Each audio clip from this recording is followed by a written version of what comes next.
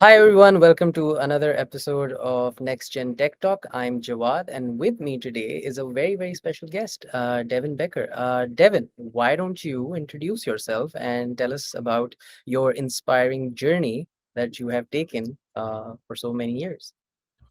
Yeah, I'm a longtime game designer developer. I always like to joke I sold my first game on a 5 1/4 floppy back in the day that I made on a 286 monochrome. So it's been a long journey, but I think there's a lot of cool ups and downs, and I've been fortunate enough to stay as cutting edge as possible at all times, developing for pretty much every platform, going all the way up to like VR, AR, HTML5 games, mobile games, pretty much everything. Even small little like devices that just didn't end up making it in the market, stuff like that. Even like the side ones like Ouya that tried but didn't quite get there. So big fan of constantly staying on the cutting edge of things, and so that's brought me lately over the last a little over a year to doing a lot of consulting in the Web3 space, trying to help people out, take advantage of that long breadth of experience, especially since I've seen things kind of come and go in cycles. And there's a lot of people in this space that are a bit younger and maybe just don't remember some of the recent history. And I think like I'm not necessarily a history buff, but I've definitely been through a lot of waves and seen these happen like cyclically. And I think there's a lot of benefit to that. It's helpful. Each one of these moves forward a little bit better. So I think cool things to be had from the last like maybe 20, 30 years at least of games. Yeah, and that's very interesting, and I think this is what this all boils down to: the new age tech that has come up. Next gen has just been, wave after wave has just been improving every 5 years, not even a decade. Like it's just that's how fast it's been upgrading. So the first question, like you just said, that you like to joke about, that the first thing you sold was that floppy thing, um, and the first question then necessarily has to have that historical background, that you've actually seen Web 1.0 up till to what it is now. So what was that like? Like, how were the 90s for you in terms of just understanding the game, just getting an idea of what web development at that stage was? Yeah, I mean, I was browsing text browsers like in the early days, like Lynx browser and stuff like that, just pure text and IRC and all like the very early stuff. And I think it's cool to watch these grow. Like eventually hits mass adoption, and that shifts it quite a bit. In the early days, it was a lot more like-minded people, a lot less kind of broad spread out. Like started in colleges and the DARPA project and all that stuff. I wasn't part of that, but I did join pretty early on in the early like the baud rate modem days, like, when you were measuring it like in thousands or tens of thousands of baud.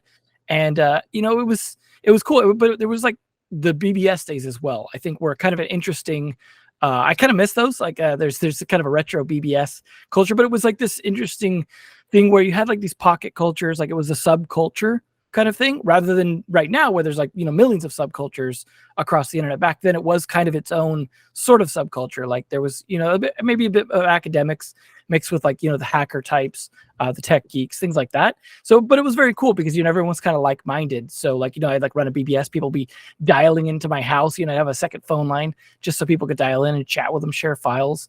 And it was cool to see that culture. But like each one of these cultures goes through that shifts, right, where it's like over time it just became popularized. You see, you go through from text browsers to like Netscape and Mosaic and stuff into like Internet Explorer wars, and just the way that the internet's transformed over time. You also seen like how much of a hack it is. Just everyone just building hacks on top rather than reinventing from scratch, which is that's cool. I'm a big fan of like that sort of thing, but you do really see over time that it's really like almost a house of cards at times, just because like you look at like HTML, JavaScript, CSS, and it's just like so many collages. But it was fun still, like even participating in like early JavaScript HTML5 stuff, trying to see where that could push games, where you just push the boundaries of the tech.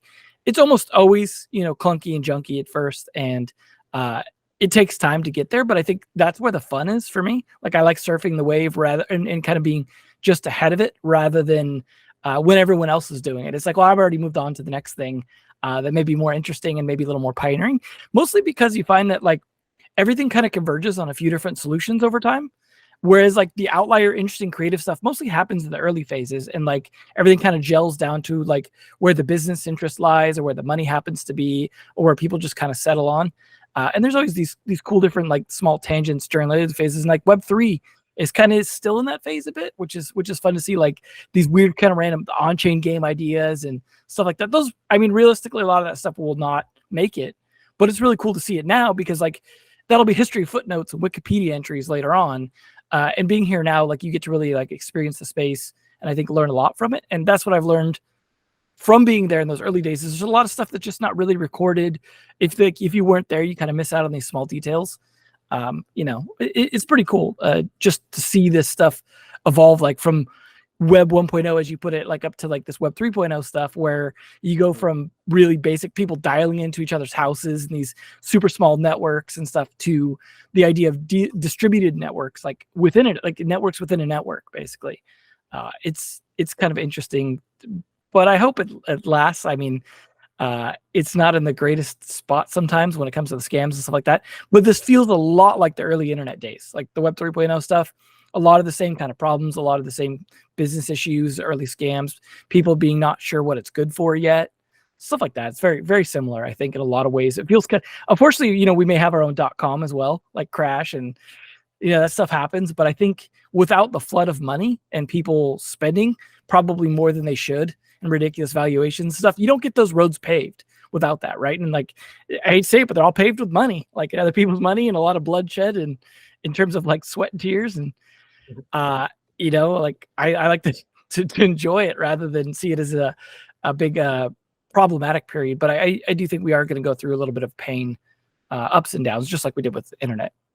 Sorry if that was like a long answer to a short question. It made perfect sense. The idea was to just get into that journey phase, which you actually did, and that's what the next question basically is circling around. That you talked about this idea of people not really being sure of this space right now. Yes, the 90s was a different world. There were different things, not as outreached as what it is now, but even at that time, as a history buff myself, and in the 90s, there was a lot of this misconception and fear around the internet. Y2K was a thing. It was actually a thing. So, and similarly now, when we look into the evolution of the internet, at now there is this fear of something going drastically wrong. And would you consider that to be the teething problem of the development of web development, or is this something that is going towards that side where yes, we should actually be wary of the future? I mean, part of exploring any space is you're going to have people fall along the way. Bad things are going to happen occasionally. You look at like early sea travel, right? Across the world, like people died, all kinds of bad things happened, but new land was discovered, new resources were found. It's the same kind of thing, right? It's exploration, it's pioneering. Some of it we're making up as we go. Some of it's dead end, okay, and stuff like that. The early eCommerce days, right? Where, well before things like Amazon hit, everyone was trying to figure out e-commerce, digital money. Pets.com, of course, was kind of the pinnacle, right, of the .com thing. That was kind of the symbolic Super Bowl commercial thing that kind of the end of it. But that was also like that first wave push of e-commerce. And like it crested and everyone was like, okay, e-commerce isn't going to work. No one's going to buy crap online. It's just not going to happen. And then eventually it took a bookseller to like kind of ramp things up, and like because they figured out distribution with one particular focus thing. And I feel like Web3 is kind of going through similar teething issues, right? Where we're like, what is this good for? Can we even make this work? Is this just like a technology in search of like a problem in search of a solution, or a solution in search of a problem, and that kind of thing. And I think maybe we have a crash, maybe we don't, but we are kind of in that similar teething phase where you're going to have a lot of people going, why do we even need this? Right? Like e-commerce, they're like, why don't we just go to a store? Why don't I just order by phone or from a catalog or by mail? Like all these things where the technology maybe isn't easy enough or good enough, where people go like, why is this worth doing?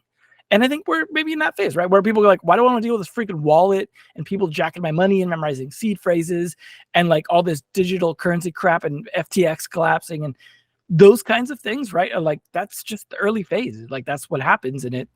I mean, it sucks when you're caught under the rubble, but like it has to happen, right? Like if we don't push through that, we won't get the Amazon of this phase or whatever it is to push that out. And you look at where Bitcoin came from was like the crumbling in 2008, right? Like of the banking situation. It's not like this stuff doesn't come out of like huge disasters potentially and stuff like that. And so I kind of take this sort of middle ground where it's just like, it sucks it goes this way, it sucks it goes that way, but it's like at the end of the day, like if you kind of take a top level view and you're just like, hey, like history's longer than a year, it's longer than a week, it's longer than 10 years, and a little broader perspective, I think it's easier to maintain like a sense of sanity about the whole space. Yeah, that makes a lot of sense. And what do you think in terms of the overall debate around NFTs and their validation in the metaverse? Because we are now delving into that sort of realm that people are wary, but there's a lot of excitement around it as well. So the example that you gave of, like, why can't we just go to a store, and rather than have that e-space or e-commerce space where we Right. have to go to the retailer, then rather than go online and buy something in the cart like Amazon does it or many others do. So what direction do you see in terms of metaverse and e-commerce? Like, how does that sort of, allay any fears that people might have that, okay, crypto wallet, everything out there, decentralized, but kind of like still out in the open sea, to keep the metaphor going? The open sea, of course.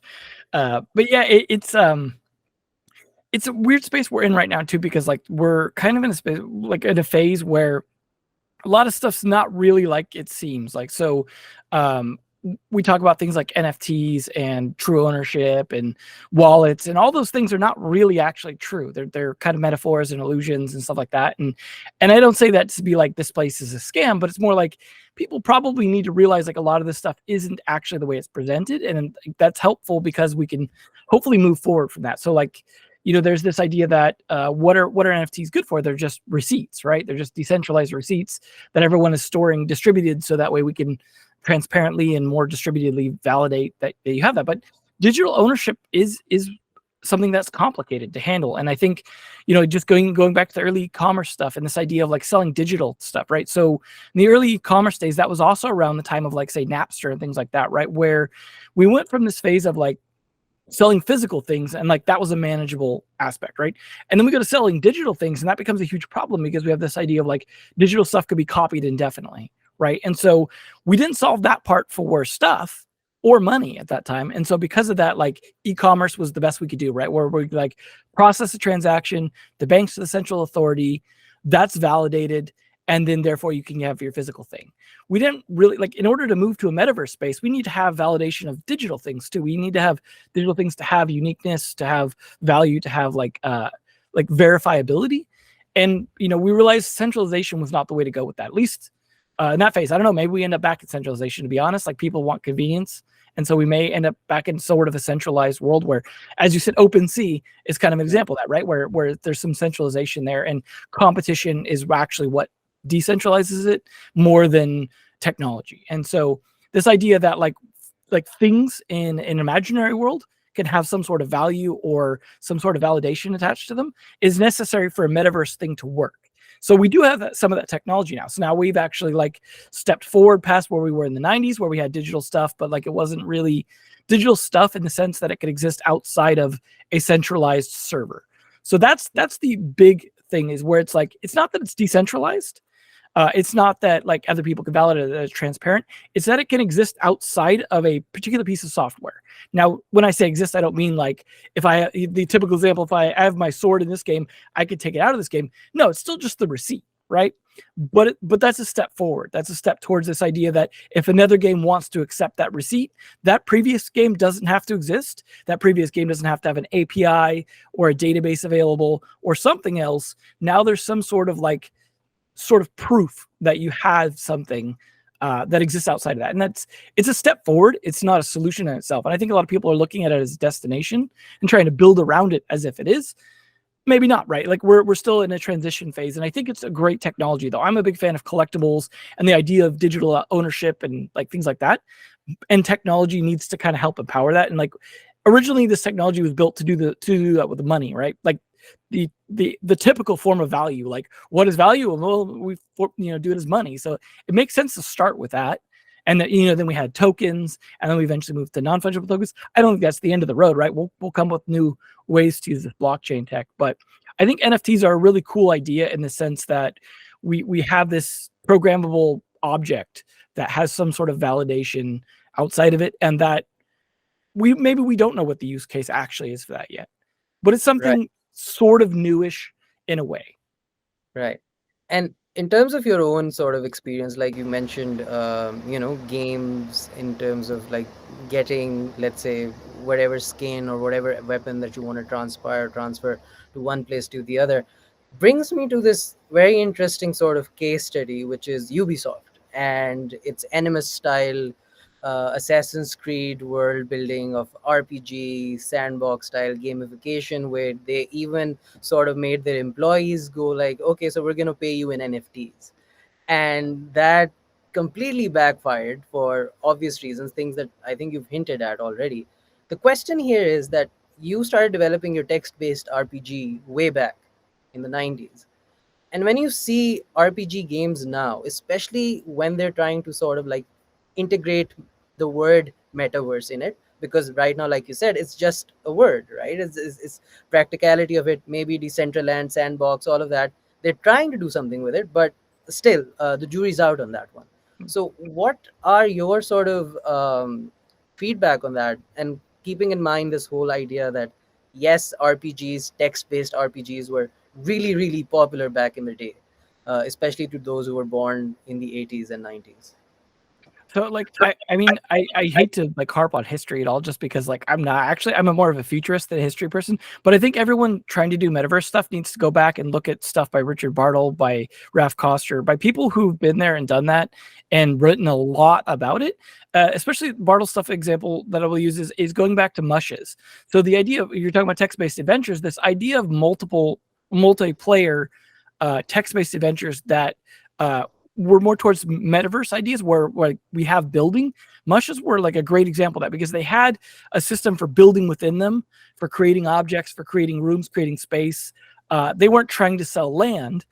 So that came a little bit later, more in the 90s. But this idea of like having a place where people can build in a shared space and have like adventures in there or social stuff. I think if you don't really understand how those worked, like you're going to kind of stumble in metaverse space just because you're building, like you're trying to start from scratch. And there's a lot of stuff you can learn from that because then that went to some of the like early MMOs that tried to actually do a lot more metaverse-ish kind of stuff. And I think, you have a lot of people now that like reference RuneScape as their like MMO, but I think it's better if you go back to like Ultima Online. I think had a lot more you could do in the world to influence it because they were trying to push the limits more of what you could do in the world. And I think games, MMOs especially, moved away from that, moved towards theme park design, as they call it, where like especially because of Blizzard and World of Warcraft kind of steered stuff heavily that way because they were so successful with that model. That I think if you want to look at ones where people build, where people do something besides just play through content, then you need to start look at those earlier ones.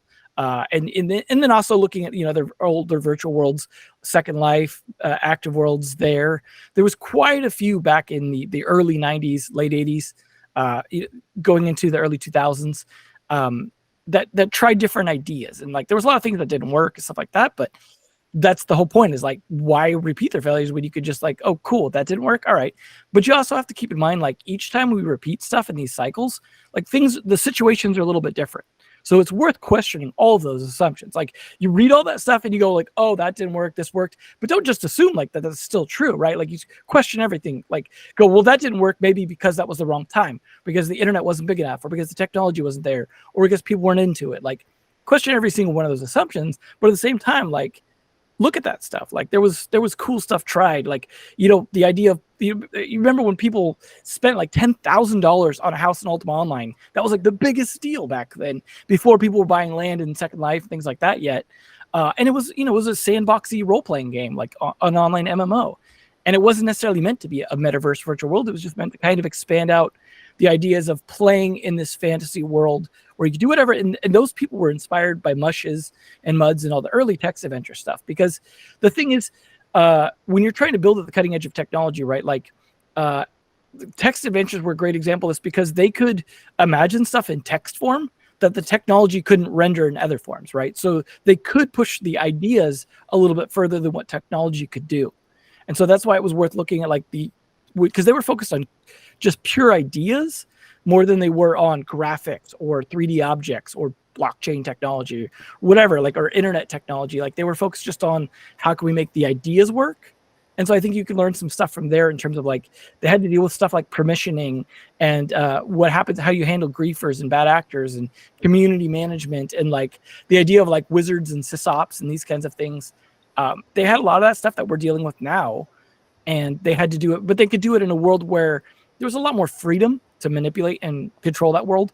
And that becomes a lot harder to do with modern technology. So you look at someone like Raf Koster, he actually like he's done a lot of podcasts, talks recently as well, like on metaverse stuff, and his current technology is actually built rather than blockchain around the idea of cloud-based gaming, because one of the big problems is like streaming content to people when you have user created content, things like that. And unfortunately, they don't have a lot out yet to really like dig into. But like you could see these different older people like try different ideas, and some of them worked, some of them didn't. Some of them were like the technology at the time was maybe a mismatch. And I think, you know, if you look at it and go, okay, well, we have this technology now, does that change those things? Like, can we do something different? Maybe we just build a purely on-chain mush.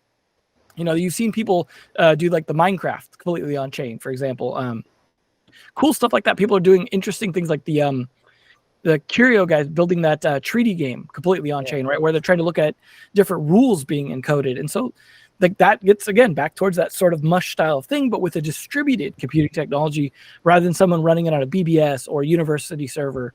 And so like there's interesting new ideas that could be had, but a lot of them are still going to be like slight tweaks of the old ones. And I think I see a lot of people repeating the same stuff that's like, well, I know where this is going in a year because I've seen this before, and nothing fundamentally has changed on that. And like land sales are a big aspect of that. I see a lot of people repeating the same mistakes that Second Life and Active Worlds and other ones made prior to it without at least being cognizant of those previous mistakes.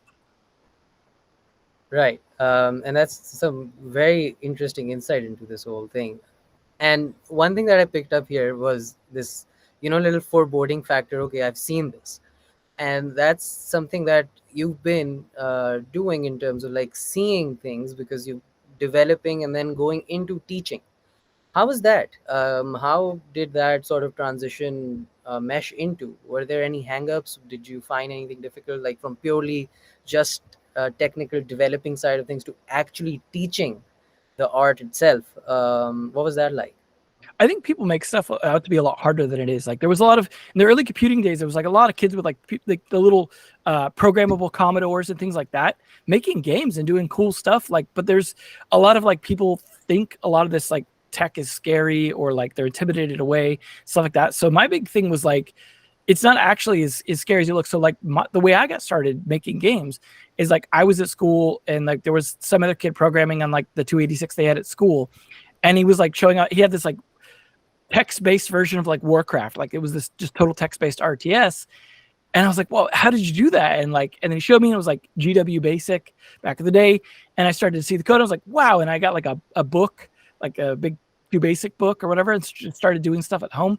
But it was like, you realize like there's a lot of people making this technology more accessible, but a lot of people maybe don't find out about it or don't see it. So my big idea was trying to expose people to like that easier side of things. So what I did, like when in teaching a lot of stuff, is I use Construct, which is it originally was like web, like it would just make desktop based apps, and then they moved into HTML5 stuff, and it's completely cloud based now. You could just do it all in a browser from your phone, whatever. And a lot of people forget that engine exists or discredit or whatever. But I teach 7-year-olds how to make games in an hour, like in a mass group. Like I was teaching a group of like 100 kids once. And it's not that hard. And like I said, it was like 7-year-olds in there. Like, and I'm not saying like I'm a great teacher, but like I think having some enthusiasm for the tech and being able to share that with others and show like there's a lot you could do. You just didn't approach or didn't try it. You didn't, take that weekend to just like mess around. And I think that's the big thing for me, is just breaking the ice, like getting past that initial, how do I get started? How do I get over that hump? And that's what I think I like helping people with, is how do I get started? And I do that a lot in the Web3 now, but it's more for companies or game developers or whatever. Where it's like, do the same thing. It's like, how do I get over that hump of the Web3 economy design or the game design around this stuff? And it's the same idea. Like, but I think of it like I'm empowering people. Like, I just want to like show you where all this cool stuff is. Like, here's my secret bat cave with like all this cool stuff in it. And actually you have one under your house. You just didn't realize it was there. like go check it out, play with the toys, figure it out, like go off and do whatever cool thing you want to do, and just mess around at least for a weekend before you decide you don't want this or not. And I think a lot of people, maybe they don't pick it up. Maybe they find it too intimidating after that, or they just don't have the knack for it. But then there's a lot of people that do. And then now they suddenly like, wow, this could change my whole life career. Like I could just go totally other direction. The same, like me seeing that kid making that game in class. Like I'm just like, wow, I could make my own games. Like I had no idea. And so I just want to be that for those other people. Is like, I had no idea. Well, now you do. Now you have an idea. Run with it. Do it. Like, don't expect to make like crazy AAA stuff your first day, but I'll walk you through making a game in an hour or two, and like you'll have something you can just screw around with for the rest of your life and go forward. Right. That's brilliant.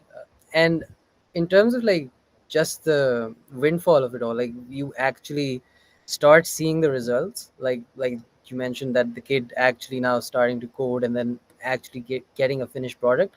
It does have a nice sort of feel to it as well, that you're actually giving back to the community one way or the other. In terms of HTML5 that you just mentioned, what was the integration like when you kind of like started developing into like the iOS model and other things? Like how seamless was that for you? Like it's frustrating sometimes going through that whole experience, right? Because you had this transition phase from Flash to HTML5, but that like got like, I feel like Apple just kind of like exploited it basically to kill Flash, but they didn't really ultimately care about HTML5. They just wanted to have something to kill Flash, and then eventually they just pushed people back to native. Like, and so it was this kind of weird transition period where you had this cool technology, this openness, ability to develop stuff. But as soon as Apple, and then eventually Google realized there was all this power in having their own app store and controlling that sort of thing, then it was like, well, at best, then you could start to wrap these apps and put them in there. Like you had this weird transition phase too, where it was like everyone had to have a website, right? Like there was that phase where every small business had to have a website, like because you went from big businesses and then suddenly local mom and pop shops needed their own websites, things like that. And then you did the same thing with apps, where it was like this period where it was like only big game companies or big apps, like Yelp or whatever had apps. And then every mom and pop felt like they had to have their own app. And it was like the easiest route for that was HTML5 wrapped stuff. So it was like, well, you already did the web page part, right? You went through that transition phase. Okay, well, let's just wrap that up into something a little more manageable. But the problem was like companies like Apple I don't think genuinely, and I was working for Apple at the time. Like I was working for Apple when the first iPhone came out. So it's like, I saw how it was going, like, and it was cool. But at the same time, I saw that they kind of started to shift it towards this idea of like, well, we're going to enable the technology a whole bunch, and then we're just going to kind of like back away from it slowly and not say much. And then it was Google kind of pushing it because they were such a web native company. But at the same time, they never figured out like a great way to push it on mobile. And I tried all kinds of other things like Tizen and all these other platforms trying to do cool stuff with like HTML5 and like HTML5 is kind of a misnomer anyways, because it's like a bundle of technologies. It's like these HTML tags or these CSS animations or this JavaScript technique. And so it's like, it was always kind of like, it's similar to Web3. Like, so I went through that same phase with HTML5 where I was working in the industry and like people talk about HTML5, but like none of them had any idea what they were talking about. They just heard that word and repeated it. And it's similar, with Web3 or blockchain or whatever. Most people, or metaverse, people say the word, but they don't really know what they mean by it. And so it's a similar kind of phase where it's just like, they just wanted the cool new thing. And like, I did stuff where I built like these, even apps that were like, had their own custom, like video players that were like playing off of individual, like frames of like JPEGs and weird, crazy hack stuff just to get around having to deploy on the App Store, because being stuck to like one company's native code, there didn't used to be a lot of good cross-platform stuff. So it's like, if you develop for iOS, you weren't going to be able to develop for Android without like retooling up a bunch of other stuff. And so HTML5 was like the great cross-platform thing. I feel like I've seen like some renewed interest in that, which is interesting because of Web3, where people are like, hey, web is maybe the native platform for Web3, which probably won't end up being, just because like worldwide phones are just going to be broader. And so mobile app stores and things like that might be still the primary target. But for now, like a lot of people still want to like consider web, because you don't want to download an executable, right? You don't want to download an exe. Like some people do that. And so it's like, it's either, if you're on desktop, you've either got to be web or you've got to go through like Steam or Epic, right?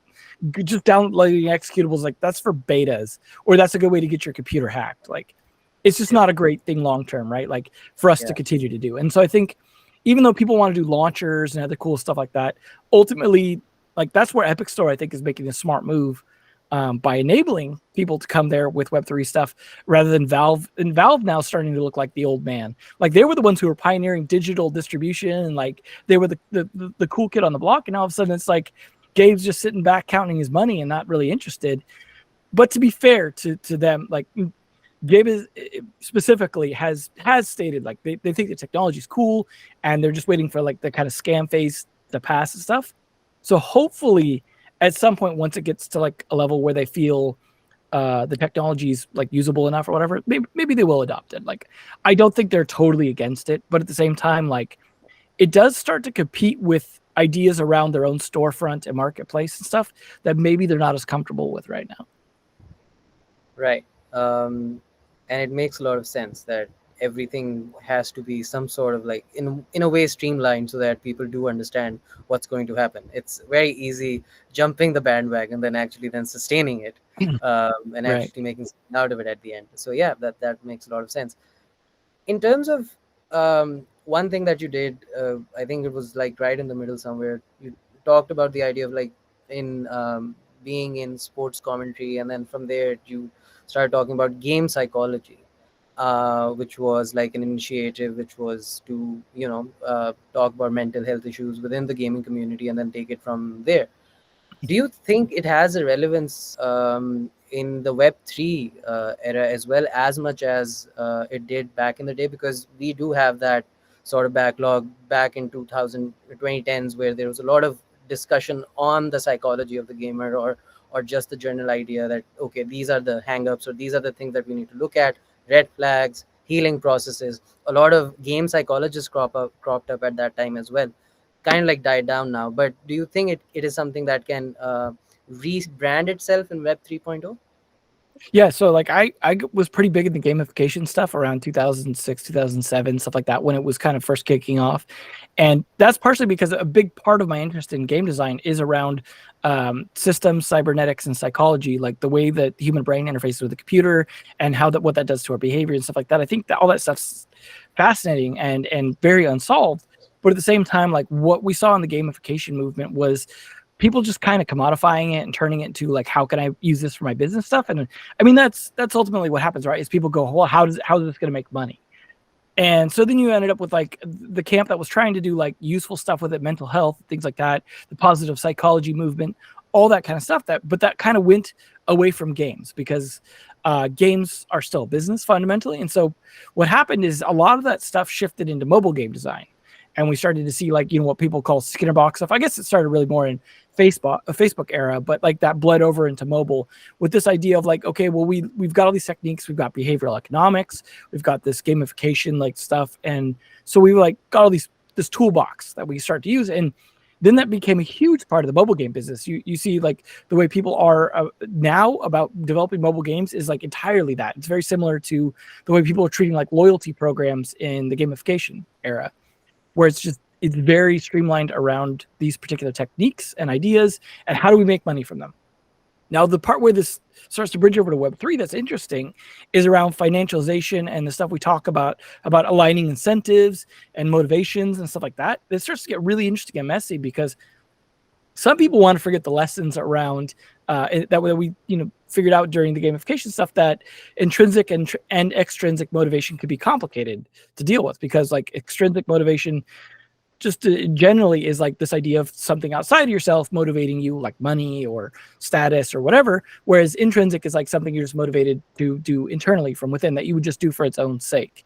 And like games are in this interesting space where a lot of it's intrinsic stuff, but there is a lot of constant experimentation with extrinsic motivators, like even, just around status and stuff like that, or money or rewards or even progress that we use to motivate people. And then once Web3 gets involved, of course, we start talking about play to earn and rewards and different ways that people start actually like earning extrinsic rewards from playing.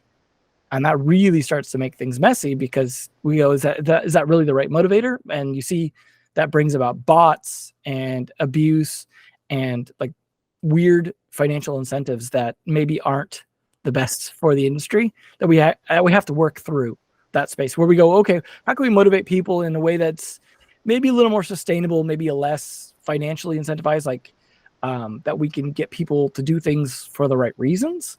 Because you look at even like this idea of we'll reward people in this governance token, and that people will be financially aligned because the value of the governance token is tied to the treasury, and all these ideas that are just really immature ideas, really kind of naive around how people think about money and stuff, that eventually will evolve, right? But we're in kind of the sort of naive like space in it, and I think that's been an interesting area to explore as like a consultant, is try to help people understand like some ways to better do that and combine it with things we've learned from games, how to motivate people in different ways, how to give them a sense of progress and things like that, but also maybe steer away from like the financialized rewards a little bit, and instead, like, I think NFTs like are maybe a bit better. Like, there's still a little bit like extrinsic rewards, but they feel less like money, and I think that's a good trend. And I think games trending towards, we'll give you rewards, and NFTs, and you'll feel like they mean something to you, and they're valuable in that sense.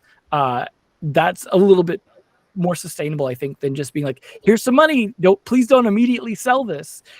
Our way of stopping you from immediately sell this is we'll give you more rewards if you stake it. And it's like, it's going back to like marshmallow test kind of time, with if you're familiar with the old like experiments like that around. It's just, it's kind of silly. And when we look back on this period, 5-10 years from now, we'll be like, we were so stupid, what were we thinking? But that's every 5 years or 10 years, right? Yeah, exactly. Every 10 odd years, that's what we are thinking. What did we do? And then we still go ahead and do the same thing. History repeats. So that's what it is. But yeah, that's a brilliant analogy again. And this is something that I wanted to kind of like bring us towards, this idea of commodification. Yes, we live in a capitalist society, and yes, we ideally think that communal based or socialist based identity of Web 3.0 would be far more rewarding for us. But again, we fall into these same materialistic capitalist traps that we set for ourselves. So how do we navigate from that? Like, for someone like you who's seen all of that in terms of the last 30 odd years, how do we navigate from that? Yes, play to earn, but there has to be a line somewhere. I mean, I think the only way you could do is start thinking more long term. Like, that's why I liked the idea that when we were talking about sustainable economics, for example, that was a good way to think about it, right? Like, how do we make this sustainable? Now, of course, that maybe got a little too centered on the idea of token price being the idea of what sustainable was, right? And that's not what it means necessarily, but that was like one aspect. And so I think if we start to broaden our timeframes a little bit and start to think about like, a lot of these games, for example, they may seem successful, but then they last like a month to 3 months, right? And even like mobile games has kind of trained us to be maybe a little shorter time span. A lot of games only last like maybe 6 months, but then there's some games are a little smarter with like 5 years, things like that. And games have started to realize retention is important, right? But they're doing it in kind of maybe manipulative ways. And I think we need to start thinking a little more broader, a little more time frame wise, a little more sustainable, instead of just like what's the next big cash grab. And I think if we start to shift a little more broadly, we don't need to be thinking like our grandkids, but we need to think about like what would motivate us, from here. And like, so the big challenge I found that really useful when I was doing the gamification stuff was the idea of like, okay, how can I gamify like positive habits, right? And the trap you always run into with that kind of stuff is how do you wean off the crutches? How do you make this sort of thing sustainable? So how do I make it like a game, right? That gets me to do, say, exercise, right? Like, just because that's a common example. But it needs to last a year, 10 years, 50 years. Like, it needs to last my whole life. How do you make a game like that? How do you make a game that lasts that long and doesn't get boring, doesn't get old? And I think that problem, while unsolved, is a very interesting like frame of mind to approach this stuff with. Like, how do you make it last through all these different phases people go through, all these different like habituation, just all those sorts of things where you get bored or dopamine like just dries up completely in what's happening, yet keep people playing. And like, you look at stuff like that's just dumb short-term plays on that example, like Step In, right? Where it's just like, come on, that wasn't going to work. You're just you're just having people pay each other to walk or run. Like that's not sustainable thinking. And I think that kind of stuff, the cash grab, it gets a little distracting. And I think if we start to go, okay, how, like I like to do it on myself. I like to treat myself as maybe that puts me in the state of mind of being a little more positive about it and not trying to be like manipulative to make money. Is I'm thinking about like how would I do this for myself, and doing a lot of these experiments on myself. How do I motivate myself to do these things, but also how do I not cheat? That's the other thing I found like a tricky problem is, and it's sort of related to these other play to earn things and stuff, where it's like, if you give yourself rewards, for example, in gamification or whatever, how do you get yourself to not cheat if you're doing it for yourself? And that even kind of goes towards that problem of like, how do you get people to move away from incentivization and more towards like thinking more positively? And it's hard, right? Like if you're trying to get people to do something they don't want to do and they're trying to get themselves to do it, like it's a tricky space to be in, because you're like, maybe can I just bribe you to do it? Like, well, yeah, but that'll work for like till you stop bribing me. Exactly. It's very transactional that way. But having a lot of fun with this conversation, and I think we can go on as much as we could. But we are running short on time. Just one last thing. In terms of, I'm sure Umar must have talked to you about Cloud City and its project and everything. Any sort of comment on that? What do you think about Cloud City, the game itself, and the metaverse? And considering all that we've talked about, that what metaverse is and how it is still up for grabs in the future, what do you think? Yeah, I mean, I think I played it a bit. I think it looks great. It's going to be elevating above that. That's the tricky part that a lot of people haven't solved. And I think the metaverse or virtual world or whatever you want to call it at this point, space is an interesting one, because there's some things that have actually kind of been somewhat solved and some things that just clearly haven't. So the hard part is elevating it above a chat room that's harder to use, right? Like, Right. You're making something harder than Discord to use, and it's like, well, people are going to fall back to Discord, and so that's like, how do you elevate it? How do you make it worth doing something? And that's the problem, like Decentraland or something. Well, these other ones have is you go, people either find it more difficult to use than a chat room, or they go, what do I do here? Right? If they're not interested, if they're not there to chat, what are they doing there? And so like one thing I like to refer people to is like, think about the ones that have worked. You have something to do in it that's fundamental to the game. And I think Minecraft is still my favorite example, because Minecraft, the world itself fundamentally gives you something to do. And that's, you could just, any block you're looking at, you could just punch it, get a resource from it, build from it. Like the world itself is part of an activity, and there's no random stuff to do. There's no like silly mini games to play or random content built. Or like, dumb stuff like the sandbox where it's like, go find all these tokens around here. Like that's a distraction at best. And that's going to have a very short-term impact. Even stuff like Roblox, you're still kind of going from game to game. Maybe you get bored, kind of following your friends around. It's cool, but I think a platform that has something fundamentally to do is helpful to the whole thing. So like the example I like to give is when I'm just like hanging out, socializing. A lot of times if I'm hanging out, socializing, playing games with friends or whoever, having something basic to do that's simple, that doesn't take up too much of my mind, but that I could be doing as a shared experience with someone else, that goes a long way. Whether I'm fishing in VR with someone or I'm, punching blocks and building something together, like survival games are a great example of that. Like I play those, and we're just sitting there building, and I'm just like my fiance likes to joke like, oh, are you playing house with your friends again? Like, because you're just building houses and role playing almost like.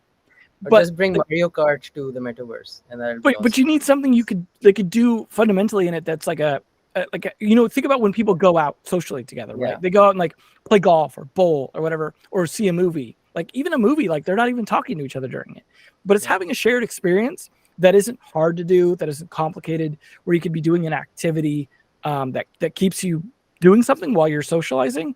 I think is important, because it's awkward to just be standing in a circle talking to each other half the time. Like think about like the early MMOs where you're going around like grinding together. Most of the time you're really just using it as an excuse to talk to each other, but it's a lot less awkward than standing in town around each other just chatting.